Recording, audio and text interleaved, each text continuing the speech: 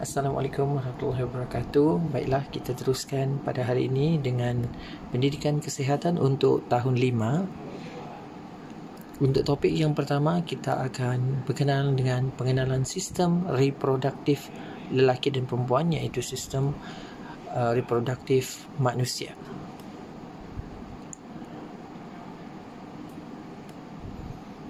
Sebelum kita teruskan, kita lihat terlebih dahulu apakah objektif pembelajaran kita pada hari ini.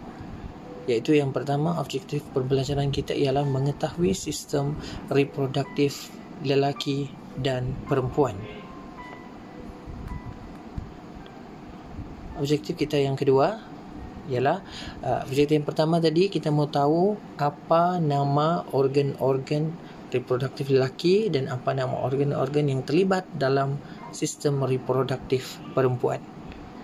Objektif kita yang kedua ialah memahami kaitan sistem reproduktif lelaki dan perempuan dalam asas kejadian manusia. Okey, yang kedua kita mau ketahui pula apa kaitan, apa jadi jika sistem reproduktif lelaki yang menghasilkan apa dan sistem reproduktif perempuan menghasilkan apa, bila bergabung akan membentuk, boleh menjadi asas kepada kejadian manusia, kejadian kamu lah. Okey, kita teruskan dengan ini adalah sistem 3, sistem reproduktif untuk lelaki. Okey, fokus pada gambar yang pertama. Ini dia, yang pertama adalah zakar. Okey, semua tahu zakar kan? Atau kita sebut juga sebagai kemaluan. Ini untuk lelaki. Ini yang pertama, zakar. Kedua, testis.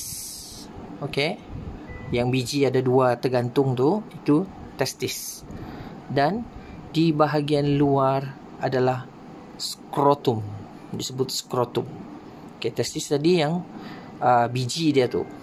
Yang skrotum tu yang ada lapisan di luar.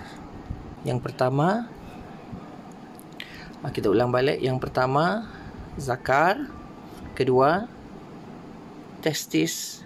Ketiga, skrotum. Okey. Kemudian kita lihat pula 4 sistem reproduktif untuk perempuan. Okey, yang pertama faraj. Okey, tengok gambar dia. Okey, faraj. Yang kedua adalah ovari. Yang ketiga uterus dan yang keempat tube fallopian. Okey. Kita ulang semula.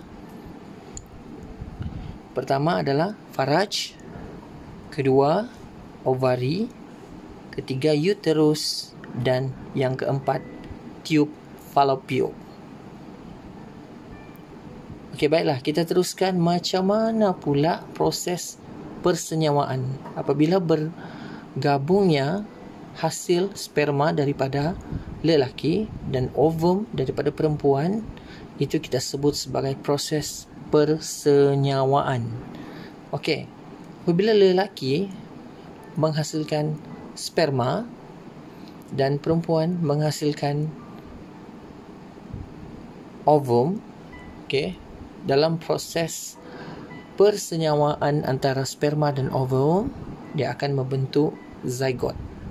Okay, apabila berlaku pembahagian sel, zygot akan membentuk embrio dan embrio dengan masa-masa tertentu akan membentuk fetus. Fetus inilah bayi, fetus inilah kamu, jadi hasil daripada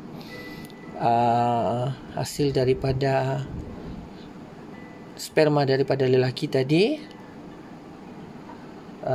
Perempuan menghasilkan ovum, berlaku persenyawaan, membentuk zygot dan membentuk embrio, pembahagian sel membentuk embrio dan juga terjadilah fetus, iaitu bayi.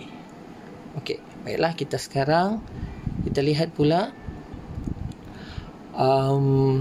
penilaian. Mudah sahaja penilaian. Yang pertama, nyatakan organ reproduktif lelaki. Ada 3. Okey. Dan nyatakan organ reproduktif perempuan. Ada berapa tadi? Ada 4. Okey, jadi isikan tempat kosong. Dan soalan yang terakhir sebagai penilaian ialah bagaimanakah zygot terhasil. Okey, Bagaimana zygote terhasil? Sebelum dia jadi fetus, zygote macam mana terhasil?